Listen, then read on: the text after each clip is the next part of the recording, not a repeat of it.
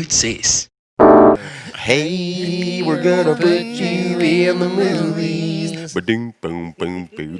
We're gonna make a big star out of you. Ba-ding, ba-ding, boom, ba-ding, ba-ding, boom, We're boom, gonna ding, put ding, you ding, in the ding, ding, movies. ding, ding, ding, ding, boom, I ba-ding, lick my ba-ding, boom boom ding, down. boom, ding, ding, ding, ding, dong, ba-dum, bum, ba-ding, ding. EJ Worland, dude, how did you enjoy? Did you like that intro music? Oh, we're on. Yo, Dude, we've been on, man, we're since clicking, bro. Tuesday. Love that. We got your walk-in approach. It's like this is pretty much like late night television. The Roots were playing earlier. That was and us. Then, We are the roots. yeah, We are your roots to the We're- conversation. we are here with EJ Worland, the Australian whaler. Wow. Whaler. Good Lord, man. We did a live at the lodge yesterday, and you did some proper singing. And then we thought, you know what? We would love for you to sit down and have an in-depth conversation with us about economics. Which I have no idea about. Don't say that. You got plenty of ideas, dude. Just pretend, dude. That's what this whole podcast has been. Fuck now, good sis. I need this. So give us a little bit of your background. You got born in Sydney. No, excuse me, born in Melbourne. Yes, Born in Melbourne. born in Melbourne, the greatest city to ever be a city. is Let's a talk great about city. fish and chips for a second because I feel like there's some pretty good fish and chips coming out of Melbourne and out of Australia. But have you ever been to Ireland? I have not been to Ireland. Look, that's a lie. I've been to Ireland when I was back 10 a little bit. or 11 years old. But didn't dabble on the fish and chips. No. Are you a vinegar? No vinegar. I run a vinegar. Yeah. But I also like tartare, which is like that... Like tartar? Whoa. Tartare. Tartare, Tartare, I believe it's called dude. tartare. It's like this like Tartare. white creamy sauce. Tartar. Yeah, So good on Tartar. your tongue, Tartar. Us in America call it tartar. Tartar. It sounds like tartar. Can you say it? Can you speak it in American really quick? Tartar? Nailed it. Is that right? Yeah, it sucks. it, bro. We suck. Tartar. Tartare. It's not much better. Much Tartare better. is so much better. Yeah. I'm now gonna call it tartare for the rest of my life. I know I could be pronouncing it wrong. to be What do honest. you? Have you ever made tartare? Nah. Never. I messed made. with I made some It's just recently. mayonnaise and pickles, isn't it? Or Yeah, something like that. I think it is. It's mayonnaise Yeah. and pickled juice, isn't it? Yeah. Well, it's like mayonnaise and dill and some pickle, and every once in a while, if I'm getting crazy, I throw a little bit of lemon in there, little spritz.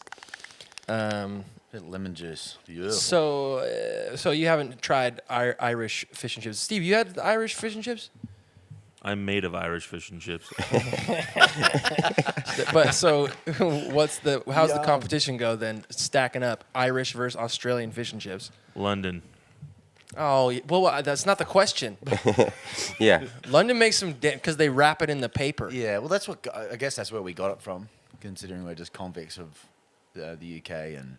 Right. Have you ever traced your lineage back? Do you know what No, your I first wanna- descendant's crime was? I don't. I do know that. You were born of a sinner. Probably, considering that the majority of us are convicts of some sort. I do know that our family, so the Worlands, came on the second settlement into Warrnambool, where my dad's from. Okay. I believe that's the way the story goes. And then his family lived there until he lived there until he was sort of 25. Went to university, and then he left and never kind of went back. But none of his family, I don't think any of his family's actually in Warrnambool anymore. I should probably find that out. And Warrnambool's down the bottom. That's like, so I'm from Sydney, which is sort of mid-north coast-ish of New South Wales, and then you've got Victoria, which Melbourne's. You know, What, the drive from there to there, from Sydney down to Melbourne, is like it's like big. the whole country, right? Nah, it's not. It's like a good 10-hour.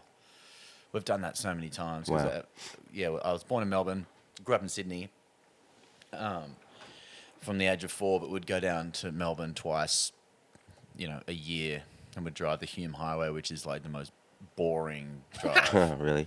Yeah, you go past Yass. Sounds like driving through What's the middle Yass? of Washington. Yass is a Yes. country town, and you go past Yes. Gundagai, the dog on the tucker box.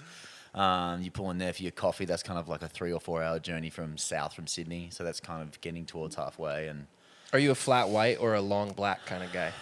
I'm a cappuccino kind of guy. Oh, a little bit of froth on top. Yeah, huh? horse a bit of that chalky on top. Yeah, dude. I've been doing that for That's what your. you've been I've been doing, doing dude. that for your cappies in the morning. The cappies at your joint have been They're crazy, right? really good. Yeah, Man. you I mean, dig that 'em? coffee machine you got is Real It's nice. proper. I wouldn't. My wife is the Dale Earnhardt Jr. of that coffee machine. I feel like I'm still just like got my learner's permit. Pierce Brosnan and James yeah, Bond yeah. 2. I'm Chevy Chase in Las Vegas Vacation. What's your thoughts on the Hemsworth brothers? I was gonna say when I first met you that I thought you looked a little similar to the Hemsworth. I think bit, you could dude. probably pass for a Hemsworth brother. I'd say I'm the ugly duckling. You'd be fucked in the Nah, family, dude, but you're a handsome devil, dude. I'm just saying, and that's not an insult. Those guys are just fucking do a hot. tight zoom on my old on Hemsworth 4 here, please. No, I think there are 4 Hemsworth. Yeah, this is the fifth What are we hem. looking like? This is the Hemsy? fifth hems. This is the fifth Fifth Hems Hemsy? after a bottle of tequila last night and feeling. Fifth Hemsworth, who sounds like Chris Stapleton. Somebody said that in the comments yesterday, and I couldn't agree more. Oh wow, what a combo! Yeah, your voice It is was- bonkers. yeah. bro. Thank you. I Thank always, you so and much. I'm sure you get this. Maybe you don't get it a lot. I don't know. Some singers don't like to be compared to like. "Eh, nah, you sound like so. Like some singers are pretty. They don't enjoy that. But man, St. Paul and the Broken Bones. When I was listening to love your those guys, your yeah. record, you and Paul's voice have so many similarities in the timbre. It's funny because I don't listen to a lot of their stuff. When I do, it's amazing stuff. I wouldn't call myself like a religious listener to their stuff. Yeah. By any means, but I mean, what a comparison! That's huge. I appreciate that. That's Boy that's can massive. wail, dude, and he's got the dopest shoes in the game. He does. Yeah, we. And he gets into it, eh? Like he. Oh yeah, really he'd rips run it. out in the crowd. It's funny, right? He always goes corded mic. Like still, Oh, he's really? like proper old school. He does a corded mic, As, but he as goes opposed to what, like a wireless? as opposed to a wireless. Yeah, he'll go out into the audience. Like that's part of the show. He'll go all the way out in the audience. So he With a has corded like mic. with a corded mic. So he's like, we need a 300-foot mic cord. We're gonna need 800 mic leads, please. And then he's got a guy that kind of just like follows him and carries the mic cord, so it Really? doesn't get tangled. Yeah. That'd We- be my job. That would be Yeah. Steve's. I would just ride on your back, dude, straight like straight Prince style. Did you guys ever see this? Like, I think it was like Crossroads or something.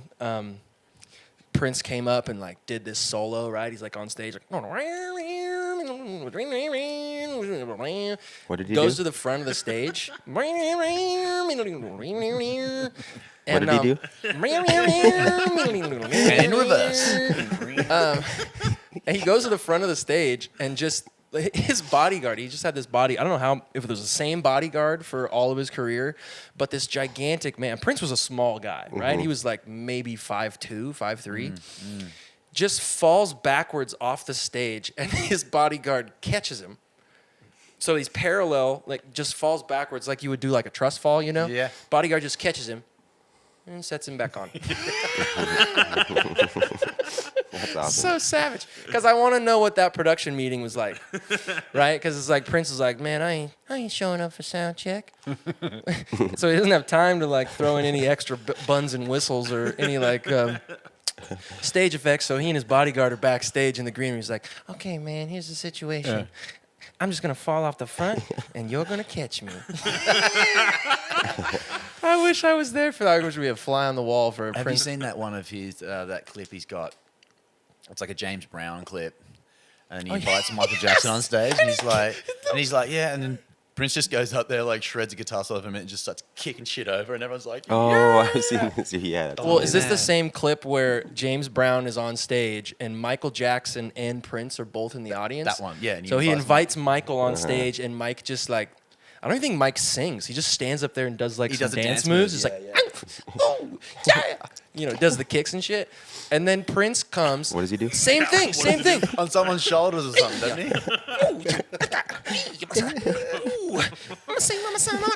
I can't stop drinking this. So, and then he's like, and ladies and gentlemen, we also have in the audience Prince. Prince gets a piggyback Yeah. from his bodyguard. Yeah. He's on his bodyguard's back, Yeah. piggybacks him onto the stage. Exactly, and then he gets up there and he kicks there's like this big pylon. He just kicks that thing over. It just goes like straight into the crowd. Bodyguard picks that up. He's like, Sets it back on stage. Okay, here's the deal, man. Dude, that bodyguard works hard. Dude, he For gets sure. yeah. He's He had to do a lot of stuff. He had to do a lot of stuff. Yeah, That guy did a lot of he stuff. didn't guard his body very much. He just kind of carried and picked up his body. Now He should have been called a body carrier. we saw you on Live at the Lodge yesterday, but that doesn't really offer us any insight into how your stage presence is. Are you similar to a James Brown, Michael Jackson, Prince, or what? What are you no. jumping off stages and running out with No. cord mics? And I wish I could. I mean, I suppose I could. We could have had Steve do a trust. You could have done a trust fall yesterday with Steve because I could have done dude, he's that. mighty I got strong. you, bud. oh yeah, like do you? I played music when I was in like high school, and I Yep. felt I totally depended on stage presence over my musicality because I was awful, Yeah. and so I would just like do idiotic stuff on stage the whole time to just like dance around and act like a maniac because I would hope that people would then appreciate the fact that I was just giving so much energy. Right. I was just sweating into my eyes and couldn't see and like was losing my breath and couldn't do what I was trying to do. So it was just a bad combination. Yeah. But do you have like, do you kind of like sit and kind of like people to kind of sit and listen, or do you like to go crazy? With this new project, originally I went into it wanting to do the whole Bill Withers approach, on sitting down on a stool for every show. And then after making the record, it was so much sort of bigger and it needed more than that. Yeah. But yesterday was the second time I've played those songs live. Wow. So it's kind of, I don't know yet. So are we your band? Yeah. Yeah, you're my band. Dude. Nice. Oh, we tried out and we got the gig. What a band, man. Tight. I mean, I was definitely. Hey, I found that thing we were looking for earlier today. That's right. Oh, there it is. There on the ground. Nice. The TV Got it. monitor. It's there. Oh, yeah, nice, the nice whole find. Nice find. Yeah, Jules. When Jules was performing, he would. Do you know this rapper Tech Nine? No. You ever heard of this rapper Tech Nine? No. Meet me at the crossroads. What band? Bones that's and Bone Bone Thugs Thugs and and Harmony. Harmony. Oh, yeah, Do you know yeah, this yeah, band, yeah, Bone yeah, Thugs and yeah, Harmony? of course. You know the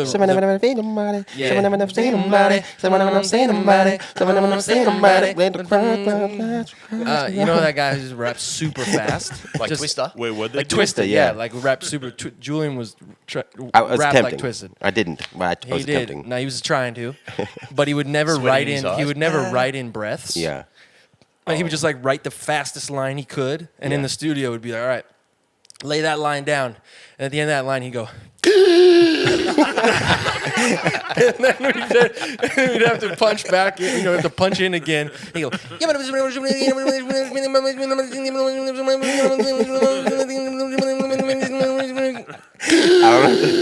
and so on stage when he's running around like a Donkey jackrabbit, dick. yeah, he couldn't breathe, dude. He was like almost Oh my blacked God. out. Well, I So was he- also when like you were- 70 pounds heavier, and I was just out of shape and like just like again sweating this into my eyes and Fat Damon era? for sure. No, yeah. now it's Fat it was Damon it was, era. yeah. Now I'm Fat Damon. I'm CrossFit Dude, Chris that Farley was- over here. Dude. that was thick. When you called him Fat Damon the other day, I was like, I can't help but laugh. Yeah. That was the funniest There's a lot of good names for me that Alan That has was up his sleeve. thick Lachey is my favorite. Damn.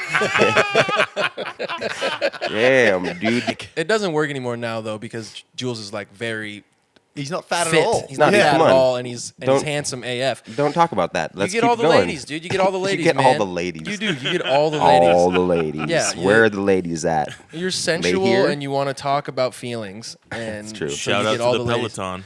Shout out to the Pelly Pal, dude. Shout out to the Pelly Pal, So man. you can't. None of these nicknames really work anymore. We did a karaoke tour together, EJ, and Julian was like the hype man, and so bless his heart, like he was kind of the heel of a lot of jokes, and I liked it. and none of them landed because he was No, he was they the most landed, handsome dude. out there.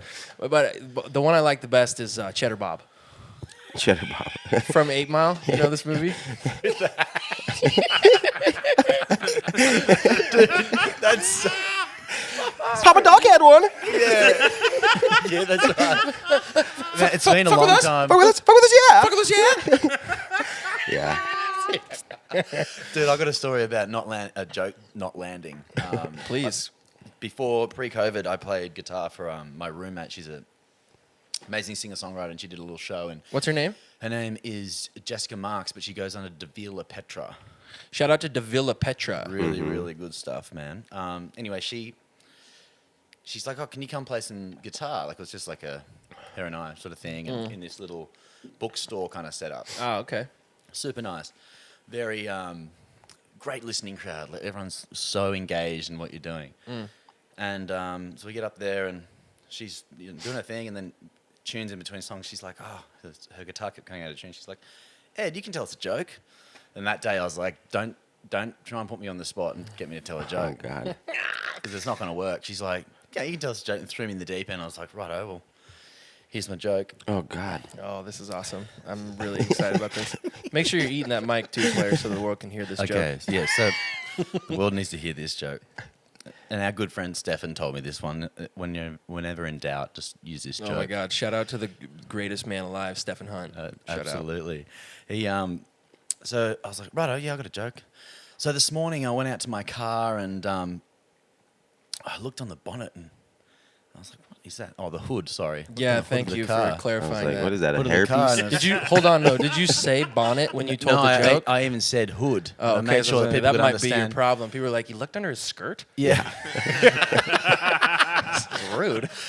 No, looked on the hood of the car, and also 2 of my good Aussie mates were in the crowd, sort of Yeah. at the back. These big burly Aussie blokes, you know. They're standing in the back, looking at me, going, "Oh, where's this going?" Wide-eyed. Yeah, they're like, "Oh, here we go." I was like, "Yeah." So I went out to my car this morning, looked at, and a bird had done this huge shit on the hood of my car. And I thought to myself, well, I'm not going to take her out again. Why did that land? Okay, hang on. I love that joke. Like that's a response I wanted. It was So just who like didn't laugh at that it was joke? crickets. It was like, and then Lecky, my girlfriend, and my roommate at the front, just like, oh my god, like, buried themselves. The boys at the back just going, are you kidding me? Like they couldn't get together. It was like a full on like. I guess these guys had been in the crowd had been reading books all afternoon or something, and were very like. I guess it was just. Wrong crowd. Just been reading too much and I was like, Berkowitz. and that reminded me of 8 Mile, like the ultimate. Just what do you call it when you choke or whatever? You like. You just choke. I was like, well, Yeah. that was the best response. I was like, that makes a way better story than the joke is. So. Oh, for sure. I was going to say that, yeah. That, You got any good jokes, Jules? no, dude. I don't retain any jokes. Can I tell one? You- I heard this one recently. I like it a lot. Okay. So this little kid in the middle of the town square, right? He's jumping on top of a milk crate. Got a milk crate. He's jumping on top of it. He's going 16, 16, 16, 16, 16, 16, 16. And this old gentleman walks up to him. He's like, "Hey, kid, what are you doing?" He's like, "Oh, man, you got to try this. Come stand on top of this milk crate and jump up and down and say 16. It's the most fun thing ever." This old man's like, well, he's retired. His life is taking a turn for the boring. Yeah. He's like, well, whatever, all right. This seems like it could be fun. He hops up on top of the milk crate, and he starts jumping up and down. 16, 16, 16. Well, the kid pulls the milk crate underneath him, and he falls down this hole. The kid jumps up and goes, 17, 17, 17. I don't get it. I don't get it either. 16 What? people previously fell through the hole, and that was the kid's joke. That joke Thanks for that. You didn't get the joke?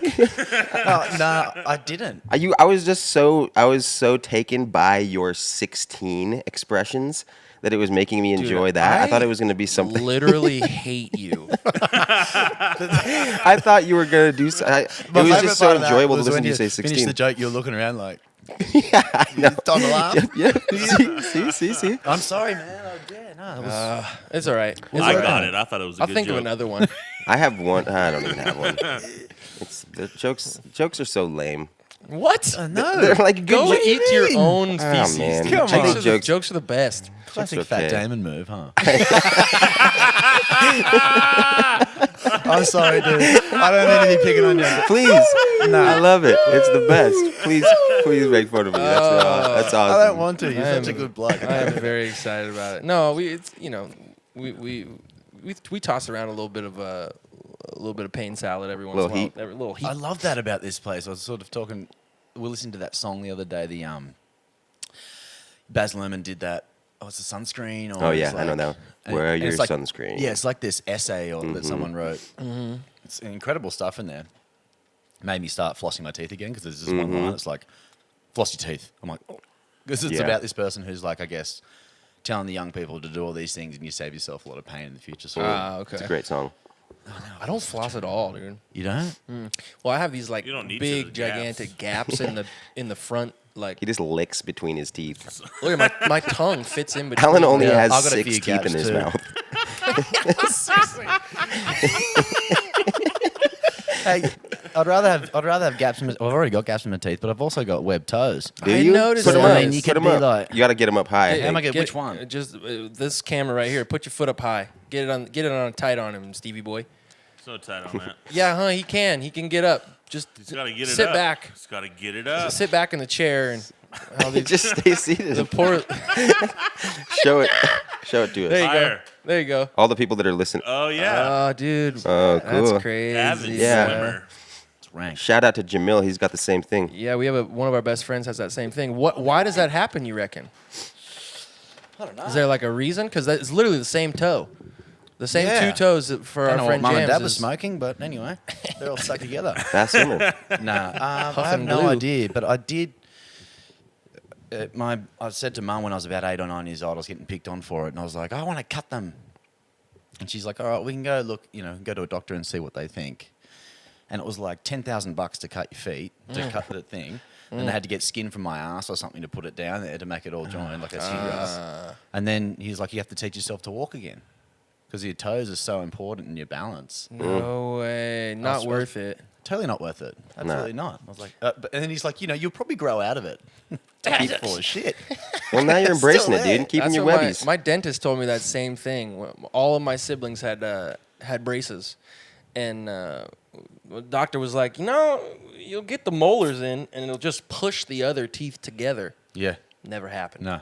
I want to know what you were talking about before Alan talked about flossing, because you were saying the song and the Boz Lerman yeah. thing. Did you get Oh, through to yeah, that? sorry. I fully lost my train of thought. I know. there. So did I. Yeah, keep cruising on that one. Let's see. What were we Well, it's talking fine. about? It's fine. It was the Boz Lerman. I think you were talking to me about it earlier. You were like, Was that's what I that- love about this place is that we all throw each other shade and throw each other heat, and then you thank were listening Yeah, to so Boz he Lerman. there's a line in it that says if you move to New York but move out before you come too hard.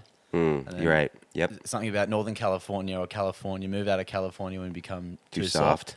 And I've been talking to Al about it. I'm like, I'm definitely getting soft up. You think living- so? Oh, yeah, just like, I mean, Australia and America are very different places. And I found that this part of the country here in the US seem to relate more to the Australian sense of humour than down there. No offense to the people down there, but I've just been called out a couple of times and been like, oh, that's right. You're You speaking can, of you can totally do all of the offense you'd like. Yeah. You can Right. say Totally. You can say this up here in the Pacific Northwest with all of the offense possible to the people down there in Yeah. Los Angeles. I lived in LA for a year, man, and I didn't even I turned into a baby back bitch, dude. You did? I was so sad, and my friends called me JP Droopins because I was just crying every day because of my experience So was sad, so dude. lame, and I was just like couldn't fit in. It hasn't been lame by any means, but I guess it's you just have to check yourself a couple of times because people will pull you up and they'll be like, you can't say that sort of shit, man. You're like, oh yeah, It's just like- I get it, but like, fuck, get your hand off it for a minute. Like, You're just talking about like the PC culture and stuff out there. Yeah, kinda. yeah. I mean, I'm not ragging on it because we love it down there. I just found that, and that was an immediate change. Mm-hmm. For us, for Especially sure. coming from Oz, dude, because you guys you shoot from the hip over there. That's what I love Oh, about man. Australian people, man. Shoot from the hip and just keep shooting. You're like, whoa, Just man keep down. shooting one after the other after the other. The guy could be wincing in pain, like down on the ground. You're gonna just Yeah, kick dirt in his face. I Yeah. love it. and then give him a big hug. And then after. give him a big hug afterwards and dust him off a little bit. But That is nice about you Aussies, man. yeah, dude. There's I always there's no appreciate you guys. playing around, man. I think everybody in America, well, I can't speak for everybody, but I feel like there's an idea surrounding you guys that every Australian is just like inherently cool when they come here. Well, that's a real. that's been a real treat coming here because whatever you do, it's like, oh, I'm Australian. Mm-hmm. I found over the last 10 years though that's changed, especially in Los Angeles because there's so many of them. Oh, right. especially in Los Angeles. You go to Venice and everybody's Australian. Australian. Honestly, I went down I walked down Abbot Kinney one afternoon. I ran to 3 people from home. From home, like From my hometown. that you knew. Wow. Oh my god. From Manly because it's exactly the same thing. It's a beach town. with expensive clothing and like. So back up. You Flat said whites. you grew up in the hometown of Manly. Manly Beach, yeah. So I grew up in Dude, the, I want to grow up in Manly yeah, Beach. man. I mean, it's a beautiful. It wouldn't help. I know. Oh, dude, I'm sorry you keep getting flogged today. Good. Give it to me. There's Fat a Damon there's a over here. Manly nearby. Is there? Yeah, I had one of my ex-girlfriends grew up in a Manly. Around It's right here? by Chelan. Oh, really? Right, yeah, right right on the same lake actually. Manly. Okay. Nice. There you go. Was it Cool little town. was it a nice is it a nice place to grow up? Did you enjoy growing up? Were you Beautiful a fun place, kid? man. Would we have been friends? 100%. Yeah. We would have picked on each other a bunch. Cool. No, couldn't hang. great spot, unbelievable spot. Like, I mean, if you just Google it and look at it, it's that's what you get. It is a beautiful. There's a reason why Swedish people get there and they never leave. They roll and they're like, "Why am I going back to the snow when I can stay here?" Yeah. And it's- What's it like? Is it like mountainous or just kind no, of it's right flat, on the beachy? beach. Yeah, it's like not mountain like I guess, but it's on the beach, so it's a beautiful beach town. Big sheer cliffs and that sort of stuff. Yeah, it is beautiful. Cool, it's really man. beautiful. But yeah, it's again a sort of small town mentality a lot too. So it was nice to sort of get out, appreciate it a lot, you know. And that's always home. We'll go back there for sure. But Cool, man. And just to keep us on track, you started playing music when you were out there, like growing up as Yeah. a kid, as a youngster. Yep. I think I heard you say you were trying to get some chickies Yeah. back when you were young, like everybody does when they Yeah. try to pick up an instrument. You Yep. can't call them that. Oh, women. yes, I was. They're girls. I was in pursuit of women. I liked. No, I mean, I started playing music because my family is very much into music and the idea of the arts. My brother's right into musical theatre. We all grew up playing. Oh, cool. We all grew up playing instruments, and we all started on the piano, which I'm super grateful for because I Yeah. feel like that's the instrument you just need to know. I mean, now you'd understand. It's like when as soon as someone starts throwing theory at you, you're like, is that the white note, the black note, is the third one up? You know, like it's. If anybody starts throwing theory at me, I just start leaving. Convulsing. You start changing the conversation. You're like, how good's Fat Damon? I definitely don't know anything. You guys see the Born Identity? Yeah. Exactly. No, but yeah, we started playing. I started on the piano and then went to bass guitar.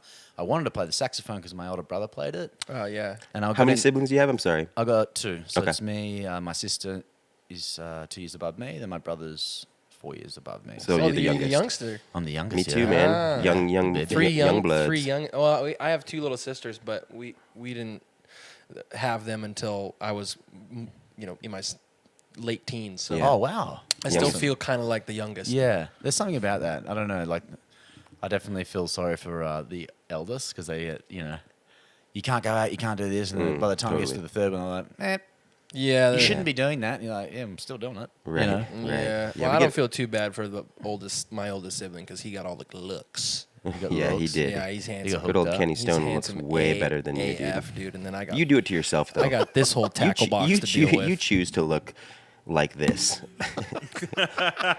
Give it. You definitely have. Not choose. I wake up like No, this. dude, bro. you could. I've been. Could be worse. I've been advocating for a haircut and a full-on shave, dude. No. Would you ever do it? Shave my head? I'd shave my head one. I shaved my head one time in high school because, I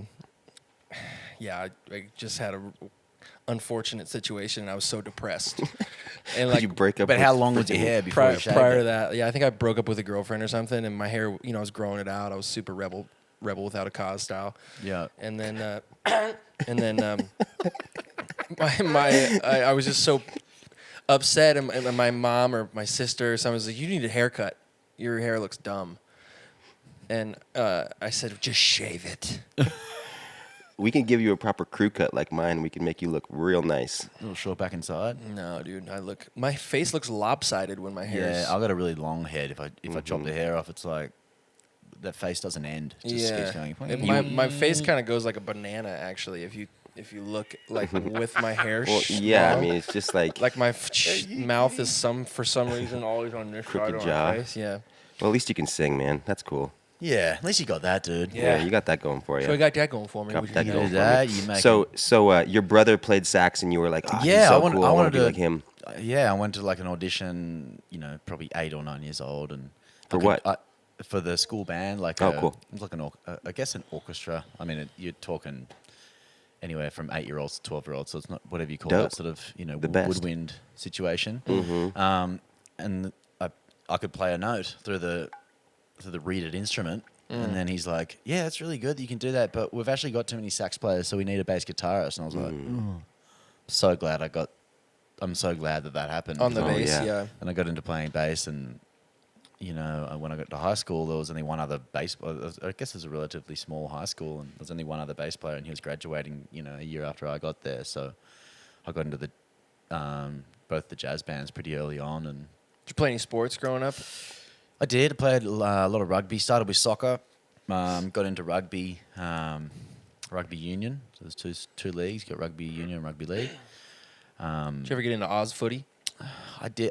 Played a couple of games, but up in Sydney, it's not as popular as in Melbourne. Melbourne, it's like you'd know.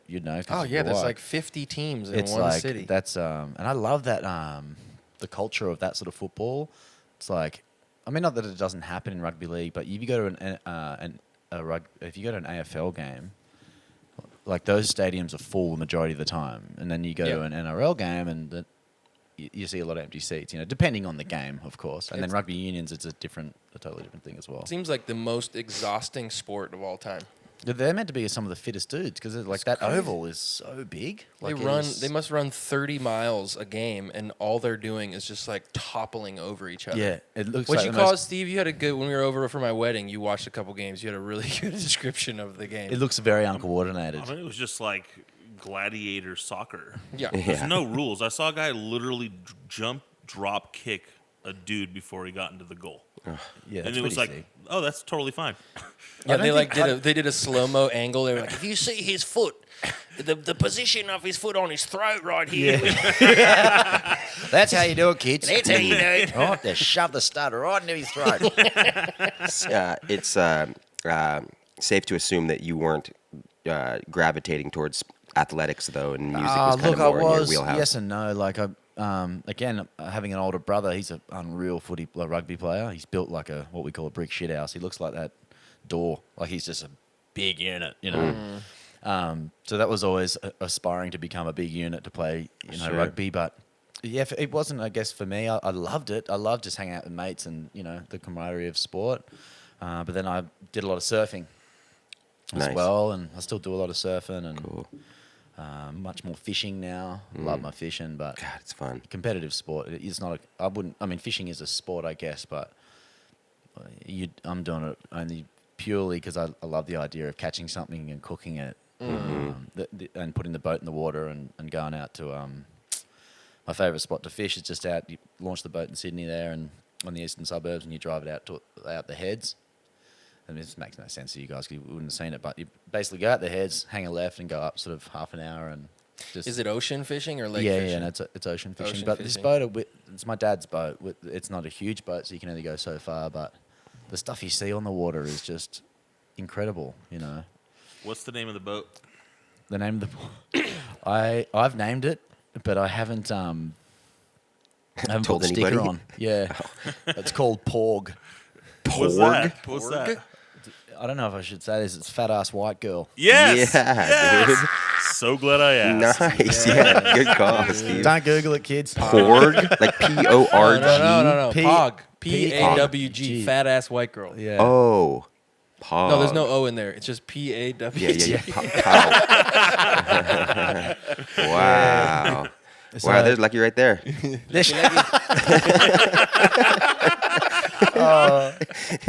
Hey, Lucky, how are you? Hey, Licky. That's your gorgeous girlfriend who's It rad. is. You guys She are the is best. very rad. She just showed up. So, have you done much fishing in the States?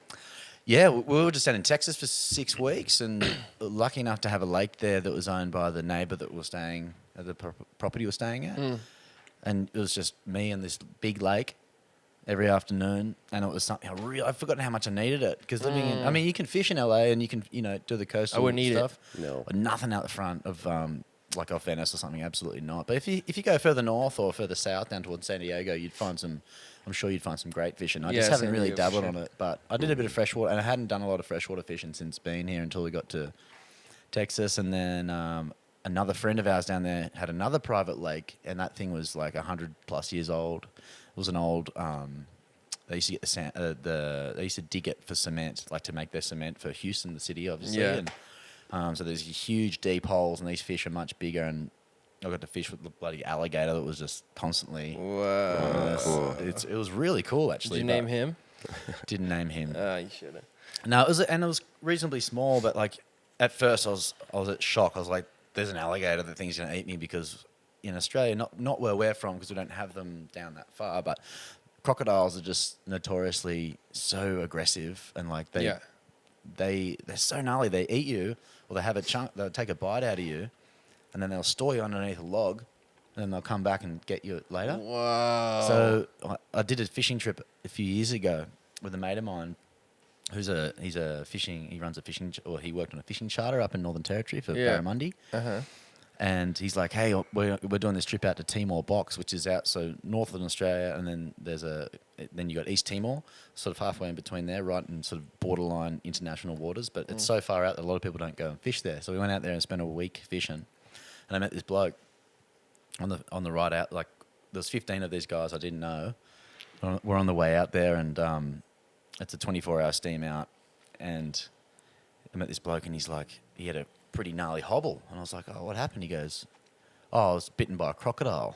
And I was like, "This is like a classic, quintessential Australian story." And this doesn't happen. Like, you don't really meet someone that's like, "Yeah, I survived a crocodile attack," you know. Seriously. Like, and the story is so intense. He he was fishing in this sort of knee depth water, and it was kind of like he was describing it like, so it's mangroves all around you, and then it's like a sandbank, and then there's a drop off. And generally, a drop off's really good for fishing because the predator fish will herd the bait up onto the sand flats, and then when the tide drops, the bait comes off, and then that's where the predators will sit and eat the fish. So he's having a fish, and he's got his dog with him because all the guys up there go fishing with their dogs, and it's pretty cruel while they do it. But basically, the idea is that they're hunting dogs, and if a crocodile comes, they're going to get the dog before they get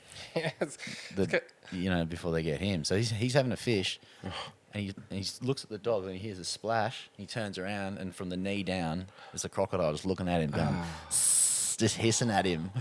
He's telling me this story. I'm like this city boy going, How far away from him is the crocodile at this point? No, the crocodile's on him. He's on his leg. He's latched down. Apparently, I think this is the way it goes. They apply 2 ton of pressure per square inch or something. Like it's ridiculous. Whoa. But but opening the mouth's a lot harder. So you'll see, like in a lot of crocodile videos, I know very little about crocodiles, FYI. This is just the one story that I heard. So it's latched down on him, and they struggle to but they apply so much pressure, you can't just rip it open. Right. So he's sitting there poking its eyes, and it's dragging him slowly deeper and deeper into the water. And he's grabbing his dog, trying to get the dog so the dog would get eaten. He's just like, nah, the dog's like, "Fuck off, see ya," and just ran away. And he looks up, and there's a lady up there. She's like, "Toddy," and he's going, "Help! Get someone!" Anyway, and then because the road is over here, but she's over here, and to get there, it's such a huge body of water. It takes about 5 minutes to drive there. Oh my god! So she goes to the pub and gets some help from these blokes, and they come down. She goes all the way to the pub. Runs up to the pub, gets some background, Gets a beard really quick. quick stubby on the way down, And supercuts. Yeah. It's a clip. Exactly. Hey mate, guess what I saw? Just quick short. Young Toddy's getting eaten by a croc. Get your laugh in the mic, dude. Wow. Anyway, so he's getting dragged into the water, and he's looking back, and this thing's just slowly bringing him back, and then it eventually opens up its mouth. He's like, "Oh, great." Goes to push himself out of the crocodile's mouth, and it goes bang again. He got his arm caught in there, so he's got his going on. And he's getting dragged in the water. Anyway, the fellas come down. They eventually get down there, and he's like, they come out, and his mates is whacking this thing over the head, trying to open its mouth. Eventually, it opens up, and they pull him out. They run them back, and then the thing comes back again. And crocodiles move so fast. Apparently, they're just Right. like. So you meant to, I think you meant to sort of run this way. Yeah, you They gotta- eventually get him back to the car. Anyway, he got away, and he's obviously alive. But I think it was like 6 years of operations, of constantly opening it up and scraping out infection from his leg. Yeah. So these things are like, they're brutal, man. He was very lucky to tell you the story. He was telling me this story. I'm just like, Wow. that is incredible. God, he's a character. Yeah, I mean that Gotta be at crocodile that point. went on some Yeah. lunch that day, which is sad too, but it's Jeez. fine, I guess. I'm not that sad about the crocodile. They gotta eat too. You know what I like about you?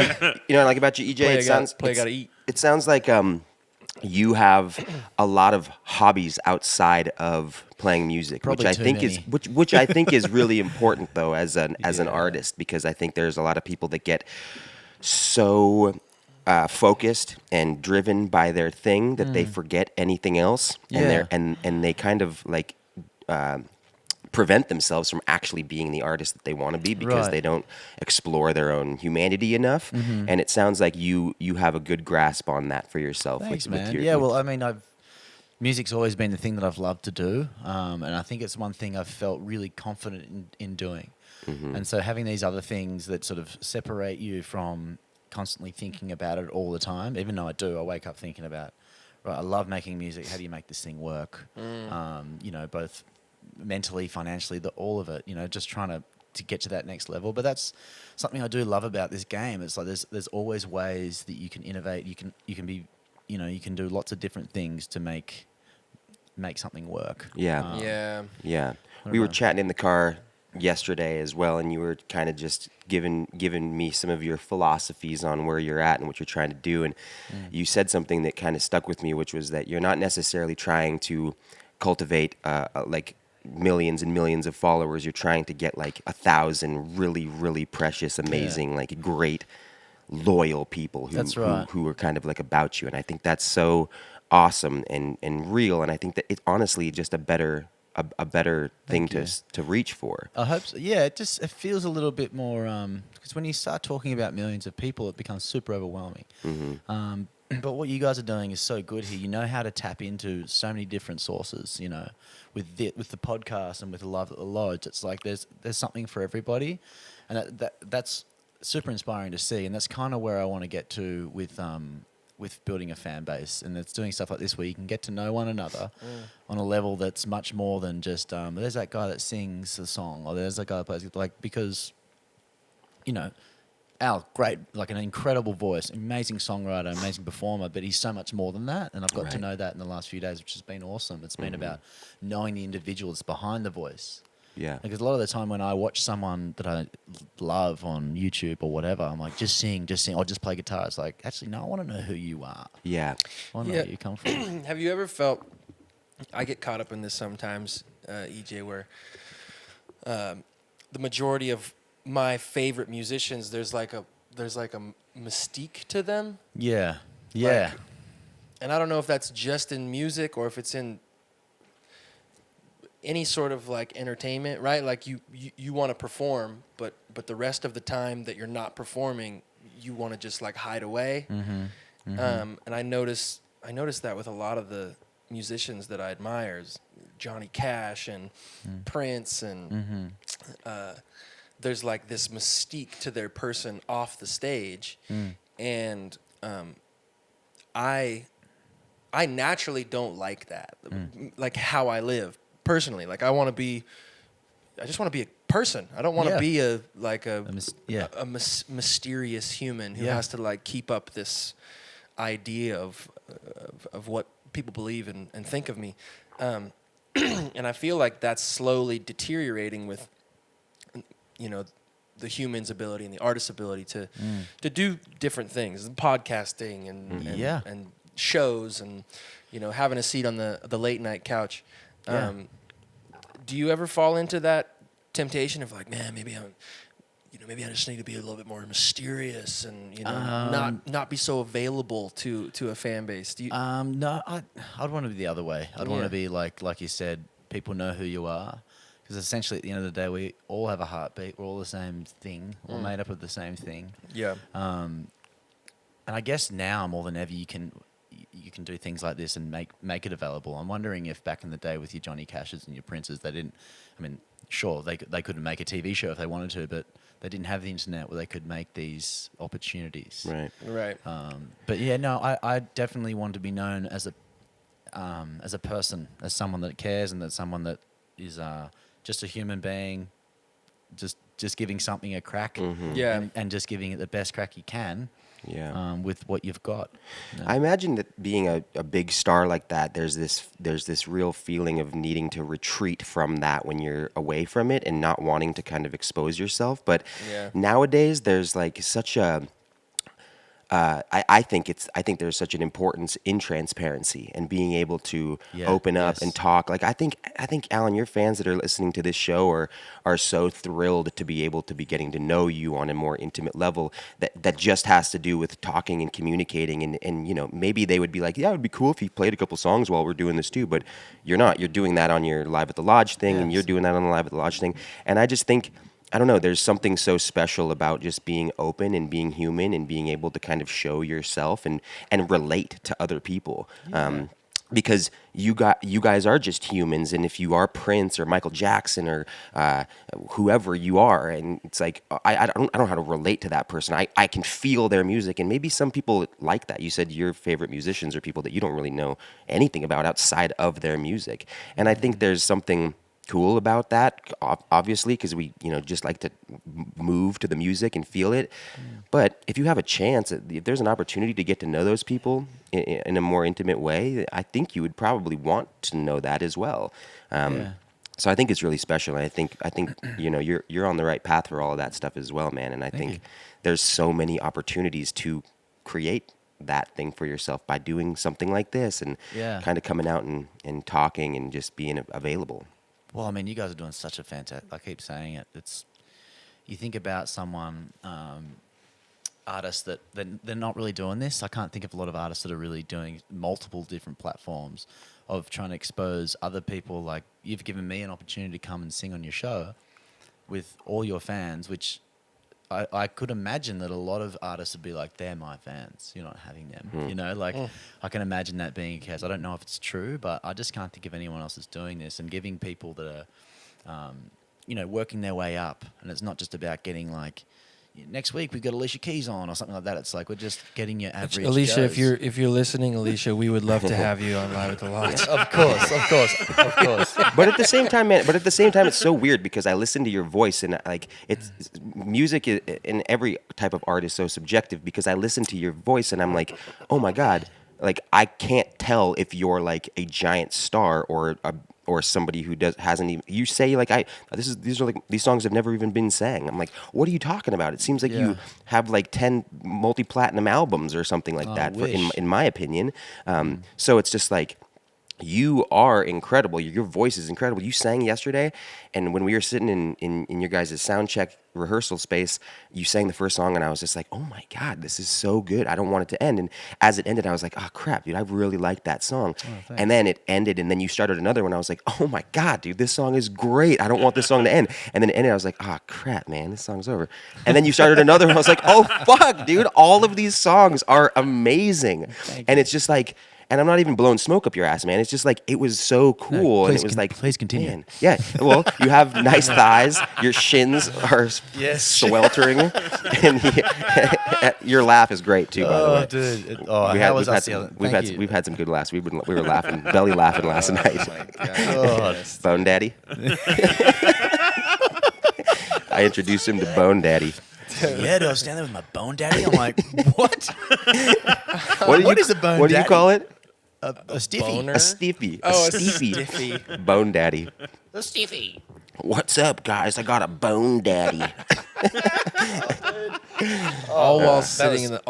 all while sitting in the hot tub last night. Yeah, I'm totally. sure all these stories were. No, I just say all that to say, man, I think you're really, really talented, and you have a good grasp on your own reality, and it's awesome. Thank you so man. much. I really appreciate the kind words there. I can't thank you both for having me. Dude, it's the greatest, been a ride. man. Yeah. It's so good. Yeah, I think it's always a thrill to simply just get to play music with other people. Yeah.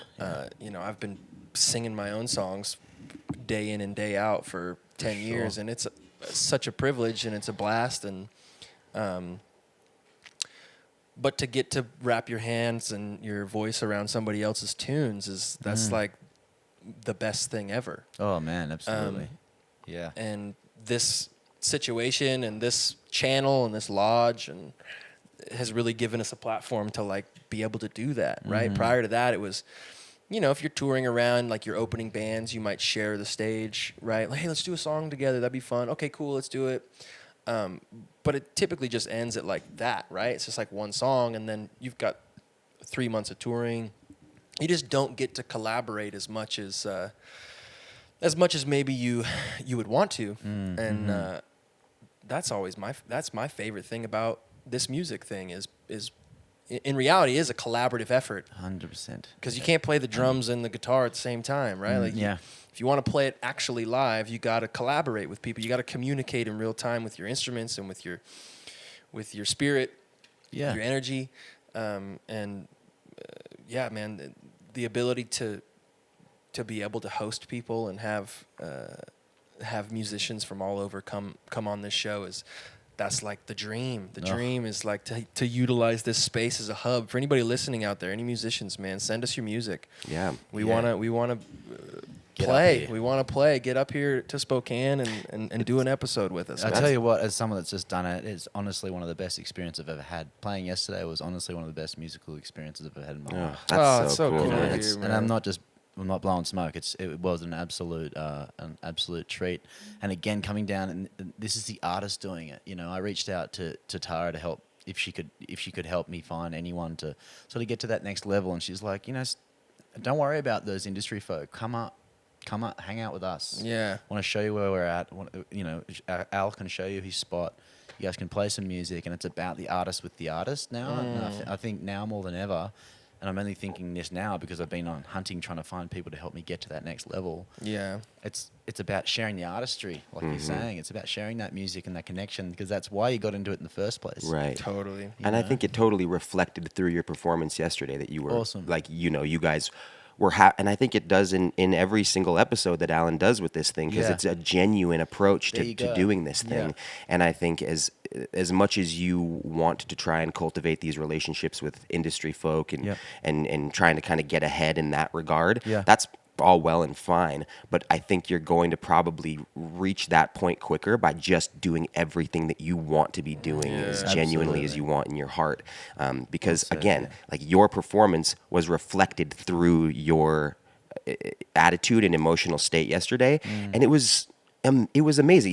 Even the band guys that were in the room with you were like, that was and no discredit to other groups that have come in and done songs because everybody's been amazing, but they're like, man, I think that was like one of my favorite things we've done so far. So they felt the same way, you know, and it's just like it's so cool to see you guys doing that thing because even Alan, man, I've watched him play, you know, sold out shows all across the country, and like it's being in this small room with, you know, 5 people and no audience. It's like you guys are actually creating that same energy in this room, and it's almost more valuable in a way, and it's just a different kind of value, and I can see it kind of radiating through you guys when you play, and it's really cool just being somebody who's like on the sidelines watching, you know. I have an objective view of all of this stuff, so it's cool, man. It's great to hear that, you know, and having someone like you watching and actually being passionate about what's going on. You know, the authenticity level here is wild. Like, dude. JP Gavs is teeming with genuine, authentic. It really is, man. It's a rare thing to find. Like, it's so rare to find in people these days. So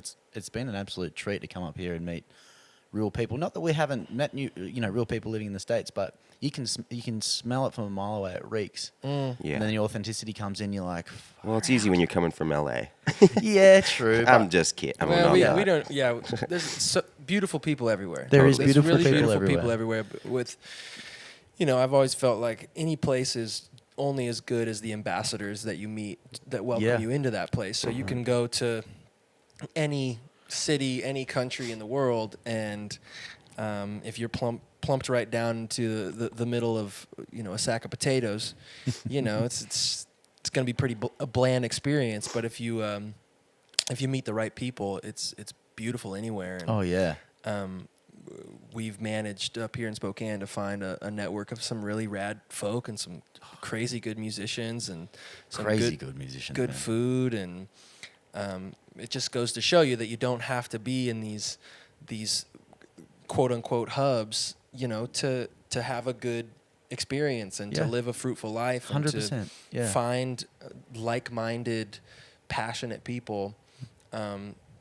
You just got to be precious. You got to be precious with who you're surrounding yourself with, and who's taking your time, and who's in your circle. 100. Yeah, absolutely. I think it's a testament to like the effort you give to the genuine approach towards what you're doing versus the because I've been living in New York for like nearly a decade at this point, just Wow. trying so hard to Wow.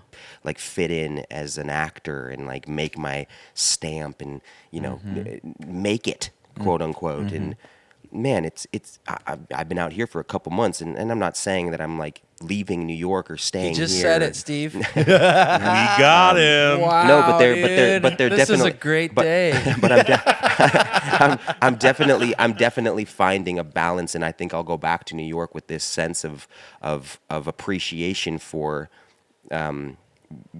what I've been missing Yeah. while I've been out there and trying to just like drive towards like I got to get in with the industry. I got to Yeah. do this. I got to meet the right people. I got to say the right things. I got to, audition the proper way. And it's so exhausting. And I think like as soon as you can do what you want to do, like if you ask yourself, like, what do I really want to do and why? Yeah. Like we talked about that in the car I was yesterday too, about to just having say. a why, 100%, yes. You've realized like, I don't want to fucking be in New York. I don't want to be in LA. Like I just Yeah. want to be around good people who are doing good But things they're doing it. Yeah.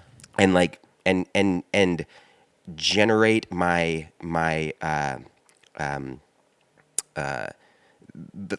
path that I'm going on through like that, through the love that I have for it, and not through like the idea of where I see myself going. Yeah. And I think this is a really cool step in the right direction for you. It's a really cool step in the right direction for me.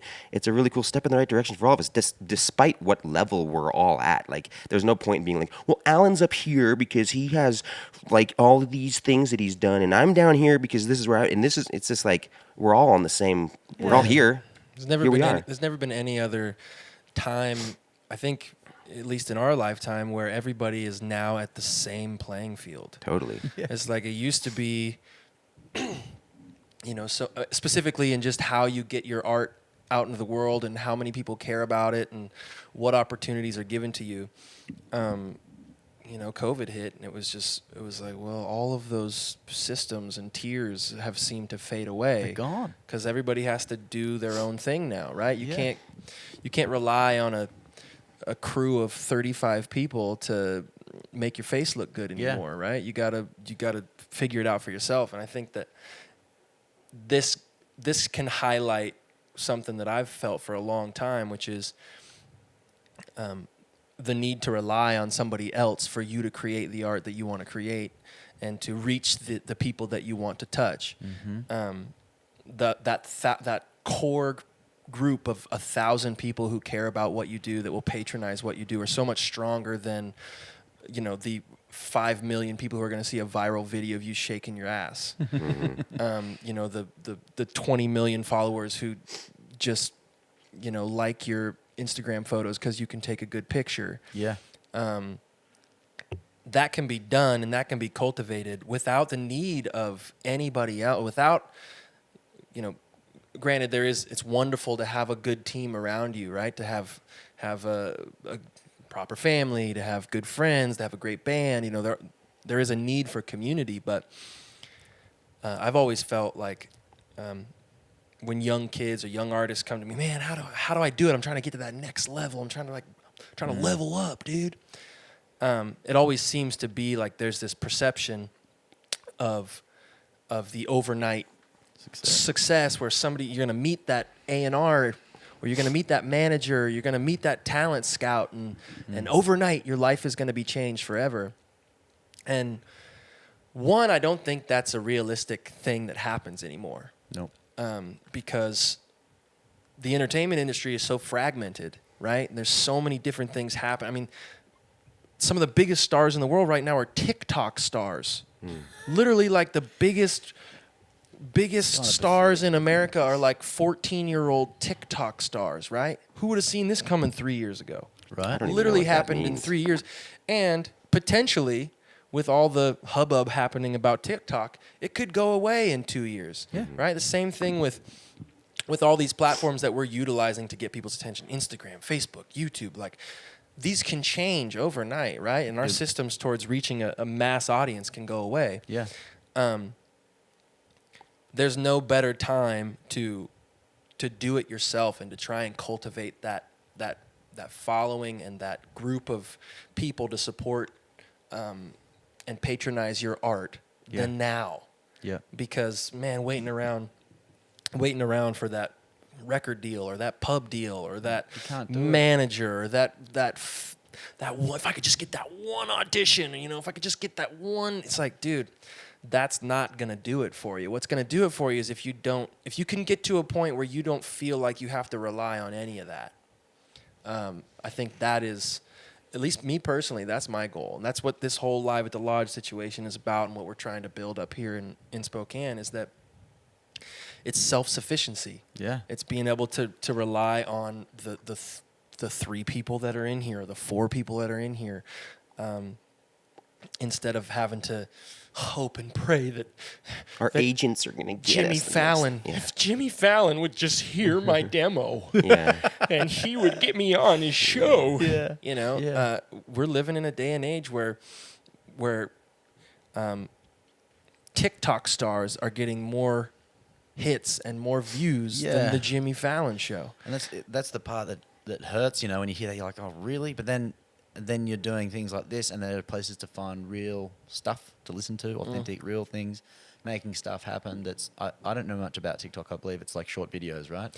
It's just, I think it's like the ADD's version of... Right. So it's just shortening. It just baffles me that that's where we've gotten to. It's It's pretty crazy. I'm much more into the long form, Right.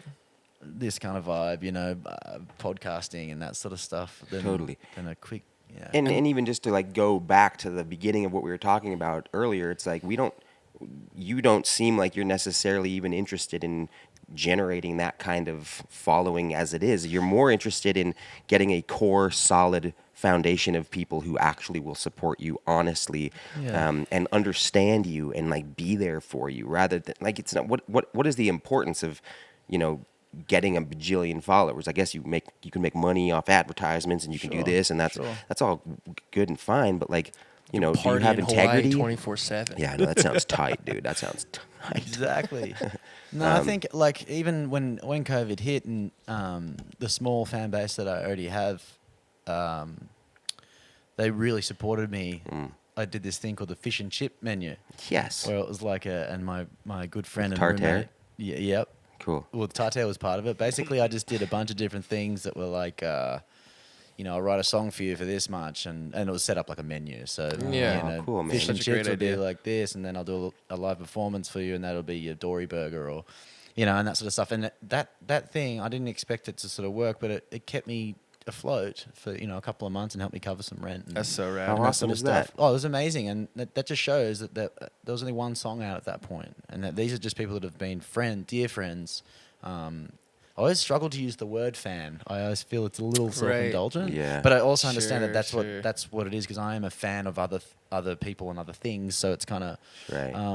But yeah, these people have been incredible. Have been with me from the beginning and come to shows that 3-hour pub gigs down at Manly for week in, week out. Cool, man. And they're still the ones that are, and it just goes to show that even though there might be just a few hundred or 1,000 or whatever it may be, that is much more satisfying. It's great. It's great when you get a bunch of comments and a couple of likes on your Right. photo or whatever. But I don't know. It seems real. We could rename them Frans. I love Frans. that. He's into it. Couple of France. Couple of For all the dressers. for all the Frans out there on the airwaves listening to us, we've just been chatting with EJ Worland. Go check out his It sounds like I was about to cry just then, huh? You should just cry. Is it because I'm leaving this afternoon? Yeah, you gotta go, man. Pretty It's such sad. a bummer. I'm pretty sad. I actually think it was just this like super gnarly cold brew we've been chugging down here. It's got me all emotional. We've been chatting with EJ Worland, the Australian whaler. Dude, thank you so much for being here. Tell everybody where we can find you and where we can follow and patronize your For what you're doing. sure. Yep, Instagram, Spotify, Facebook, YouTube. What else am I missing? Apple Music. I think it's on all that sort of stuff. EJ Worland, TikTok. W-O-R. EJ Worland, WORLAND. Cool. Thank you so much for sharing your art and your music with us, bud. thank you so much. Thanks for chit chatting. Thank Hey, you so EJ. much. We're gonna put you in the movies. Ba-ding, bum, bum, bum, bum, bum. We're gonna make a big star of you. We're gonna put you in the movies. We're gonna make a big star of you. Yeah, thank you. Love you, EJ. Love you, Thanks EJ. for being our friend, Love man. you guys. Thank you so much for this opportunity. We out. Yeah. Oh, Boo Boo, did you just make it to the end of the video? Yes, you did. Do you want to see more videos just like this one? Do you? Well, then head over to patreon.com/live at the lodge, where you can support the How Goods of this podcast, as well as the entire Live at the Lodge family. Yep, yeah, you're going to get exclusive merch, personalized shout-out videos. Me and Jules, we're going to show up at your house and baptize your nephew, huh? Check it out, patreon.com/live at the lodge.